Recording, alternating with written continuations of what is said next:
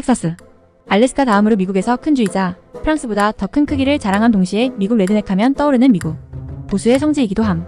그런데 최근 이런 텍사스의 미국 진보들의 성지인 캘리포니아와 동부민주당 강세인 뉴욕 등지에서 텍사스로 대거 이주를 시작. 미국 실리콘밸리들의 진보적인 성향이 강하기로 유명한 IT 기업들이 텍사스로 옮기기 시작하며 촉발됨. 텍사스가 워낙 기업 규제가 적고 법인세가 0%인 것도 한몫함. 이면에 그 이상으로 중요한 이유가 있는데 텍사스는 소득 대비 부동산 가격 PIR 이 선진국 아니 거의 세계 최하위권이라는 거임.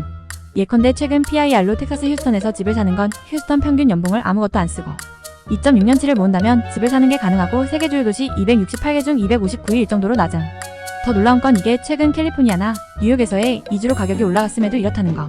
작년만 해도 텍사스 소득 대비 집값은 352개의 세계 도시 중 351위로 약 2년만 일하면 집을 사는 게 가능했고 그 밑엔 남아공 도시 하나밖에 없을 정도로 낮았음. 이에 대해서 대중교통이 구려서라고 하지만 대중교통 문제는 거의 북미 도시들 공통이고 대신 텍사스는 세계 최대 석유 단지인 만큼 기름값이 미국에서도 가장 싼 편임. 게다가 항공우주산업의 성지 나사 본부가 존재하는 휴스턴이 막장인 디트로이트랑 비슷할 정도로 소득 대비 부동산 가격이 싸다는 건 다른 이유가 있음을 말해줌. 여기에 텍사스는 결코 못 사는 주가 아니고 오히려 어지간한 선진국들조차 하나도 유치하기 힘든 고부가가치 산업들인 IT, 제약, 석유화학, 항공우주, 반도체, 전자전기, 전기자동차, 테슬라 등 5개, 6개씩 보유함. 실제로 휴스턴은 세계 500대 기업 중 자그마치 25개를 유치한 도시로 미국에서 세계적 기업들이 두 번째로 많은 도시임.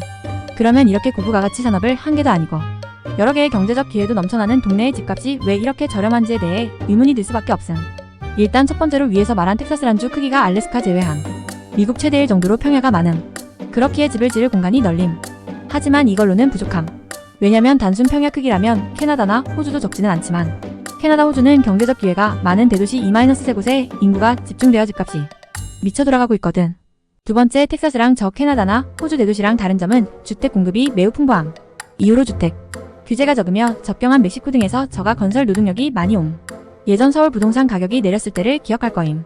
그때가 바로 서울 부동산 규제가 적고 아파트가 대규모로 건설되어서이고 텍사스는 전형적인 보수주답게 수요와 공급의 법칙을 충실히 따름. 그리고 마지막 세 번째 이유로는 텍사스는 주소득세는 0%인 반면 부동산 보유세가 매우 높음. 50개가 넘는 주 중 6위에 부동산 보유세로 집값 대비 평균 1.69%에 높으면 3%까지도 올라가. 그렇기에 굳이 투자용으로 부동산 가격만 올려봐야 보유세만 왕창 낼 뿐이라 굳이 거주 용도가 아니면 무리하게 투자할 이유가 없고 앞서 말했듯 그래봐야 신축주택이 텍사스는 미국에서 가장 많은 편이라 하방 압력을 받음. 단순 정부 규제가 아닌 사람의 욕망을 인정하고 시장 원리에 따라 공급을 늘리고 규제를 풀고 주택 보유의 인센티브를 보유세로 줄임. 그리하여 텍사스는 고부가가치 산업을 여러 개 보유하고 세계국 기업들을 가장 많이 유치한 주임에도 부동산 가격이 선진국 중 가장 저렴한 편인 것. 그래서 캘리포니아에서는 10억을 주고도 허름한 집에 살 바에 텍사스에서 3-4억 주고 훨씬 크고 나은 집에서 살자는 마인드로 사람이 몰림.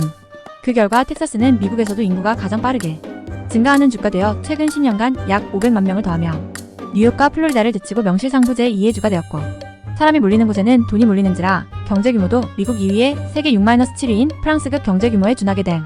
그리고 텍사스는 중국보다 높은 성장률인 7.4% 성장률을 보여주며 프랑스를 추월하고 지금 세계 3-4위 일본급 경제 규모인 캘리포니아마저 따라잡을 기세.